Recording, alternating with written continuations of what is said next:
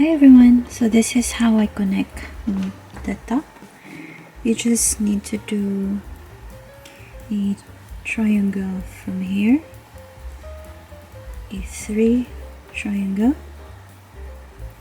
Later on we will fold it like that and it's connected to the back part of the panel, and then you do like this, and then this one as well you will connect on the back panel, and this triangle here and this square here, excuse me, and then like this, and on the back panel you will do it like this. So normally you will have a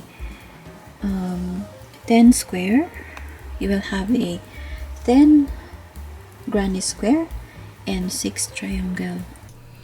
Each side of the square has a 21 stitches. You will connect the square in this direction, so you won't be having a hard time connecting the squares. This top is a small size. If you want to make it more larger, you can add more color of your square, of the granny square and in the triangle. You might want to check or look in my description. I've written all the information about all the steps on how to complete this top, and you just need to chain or double the size of the strap of the yarn